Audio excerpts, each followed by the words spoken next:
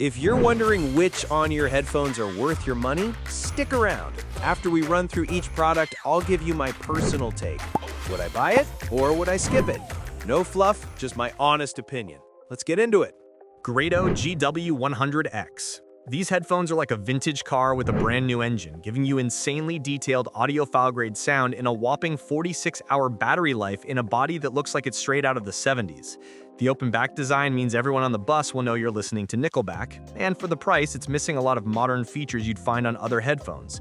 Would I buy it? Yes, if I cared more about pure, unadulterated sound quality at home than looking cool or having sound isolation in public.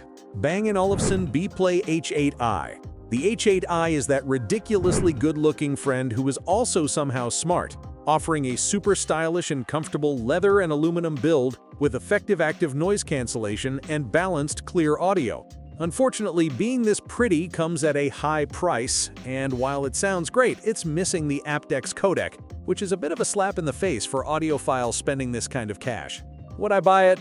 Maybe if I'd just won the lottery and wanted my headphones to double as a fashion accessory. Master and Dynamic MW50 Plus. This one's a real shapeshifter, letting you swap between on-ear and over-ear pads, giving you two distinct, rich sound profiles in one package, which is pretty damn versatile. The problem is, these cans leak sound like a sieve, so unless you want to share your death metal playlist with the entire library, you'll have to keep the volume down. Would I buy it? No, because I value my privacy and don't want strangers judging my taste in music on the train. Bowers & Wilkins PX5. Rocking a high-end build with carbon fiber, these headphones sound fantastic with a natural, detailed audio profile, and have pretty decent active noise cancellation for your commute. However, despite the memory foam, the smallish ear cups can start to feel like a medieval torture device after a few hours, and the noise cancellation is just okay compared to the competition. Would I buy it?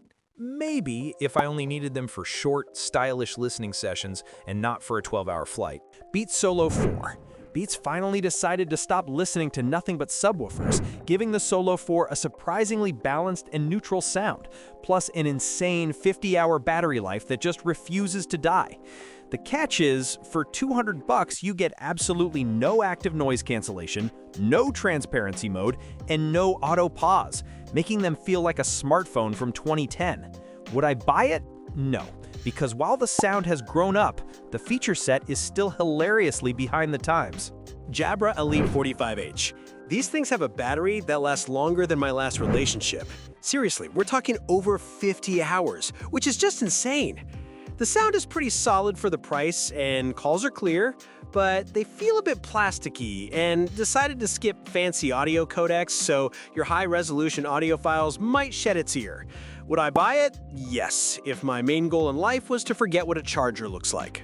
Sennheiser HD250BT. Sennheiser decided to bless us with surprisingly detailed sound in a budget package, making everything sound crisp and natural. The downside is, they're not the most comfortable sons of bitches. The plastic band can really dig in, and they're about as loud as a librarian's whisper. Would I buy it? Maybe, if I had a differently shaped head and didn't need to blast my eardrums into another dimension. AKG N60NC wireless. These headphones are surprisingly good at shutting out the world with noise cancellation that rivals more expensive cans, making engine rumbles disappear. However, they're not great at silencing chatty people, and the bass can get a bit boomy, making your music sound a little thick and cluttered. Would I buy it? Yes, if I flew a lot and mostly listened to instrumental tracks without a ton of vocals. Sony WH-CH520. Sony gives you a really enjoyable, balanced sound and a battery that goes on for a solid 50 hours, which is damn impressive for the price. The sound isn't the most detailed and can feel a bit compressed compared to its more expensive cousins, but for casual listening, it's more than good enough. Would I buy it? Yes, these are a fantastic all-rounder for anyone who wants great value without selling a kidney. JBL Tune 670NC.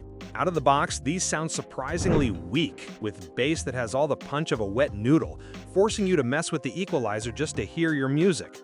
While they are lightweight and have a battery that lasts for an outstanding 88 hours, the noise canceling is pretty mediocre and lets a lot of sound leak in, which kind of defeats the purpose. Would I buy it? No. unless I was exclusively listening to podcasts in a quiet room and had a weird aversion to charging my devices. JBL Tune 520 BT. These things have a battery life that lasts longer than most of my relationships. Seriously, up to 57 hours. And the sound is surprisingly decent for something that costs less than a fancy dinner. The catch is, they're built with the same plastic as a toddler's toy, and the noise isolation is so bad, you will hear every single secret being whispered 3 seats away on the bus. Would I buy it? Maybe, if I needed a pair of headphones to survive the apocalypse, because you would literally never have to charge them. Status Audio BT1. These headphones try to sound fancy with a name like Status, and they deliver a surprisingly well-balanced sound with some nice thump in the bass, which I can get behind. But they have all the noise-blocking power of a screen door, and with no app to tweak the sound, what you get is what you get. Would I buy it? Yes, because they're a solid, no-frills option that gets the fundamentals right without trying to be something they're not. And you can even plug them in with a cable. Sennheiser HD25. This thing is a legend. Built like a German tank and sounds super clear. A real DJ's choice. It's so durable, you could probably throw it at a wall and the wall would apologize. Plus, the split headband looks kinda cool. But it's wired only, which in 2025 feels like using a damn rotary phone. And it has absolutely no microphone, so do not even think about taking a call. Would I buy it? No, because I'm not a professional DJ and I don't want a wire dangling from my head like I'm charging my brain. Koss Porta Pro Wireless. Wearing these is like putting a retro 80s sci-fi movie on your head. And the warm, bass heavier than a black hole sound is iconic for a reason. They're so lightweight and comfy, you'll forget you're wearing them, which is perfect for just vibing the music.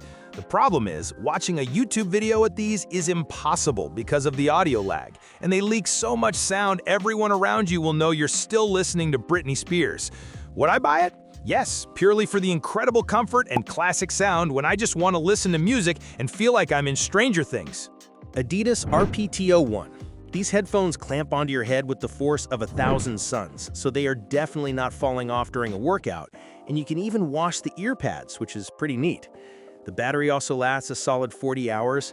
However, the sound quality is just fine, like listening to a concert through a tin can, and that super tight fit can feel like a head-crushing torture device after a while. Would I buy it? No. Unless my main fitness goal was to develop an unbreakable neck, the aggressive clamping and just okay audio are a hard pass for me. Marshall Major V. These things have a battery life that lasts longer than most of my relationships, with over 100 hours of playtime. But the sound is so bass heavy, it's like having a subwoofer strapped to each ear.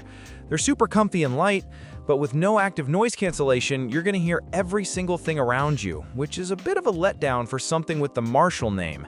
Would I buy it? Yes, if I was going to a deserted island and could only bring one pair of headphones to last me until I get rescued. JBL Live 670NC. Finally, a pair with active noise cancellation that actually works so you can finally get some peace and quiet. And the battery still goes on for a whopping 65 hours with it on. However, the sound is all about that bass, with highs that are a bit recessed, and with no water resistance rating, you better not get caught in the rain or, God forbid, shed a single tear. Would I buy it? Maybe. If I listened exclusively to drum and bass music and lived somewhere it never, ever rains. Grado SR325x. The sound quality on these is so damn good and balanced, it makes other headphones sound like you're listening to music through 2 tin cans connected by a string. But since they have an open-back design that leaks sound like a sieve, everyone on the bus, in the library, and probably in the next town over will get to enjoy your playlist with you. And they provide basically zero noise isolation. Would I buy it?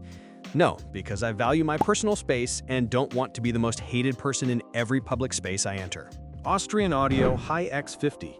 These are built like an Austrian tank and have a sound so analytical and neutral, they'll reveal how terribly produced your favorite songs actually are.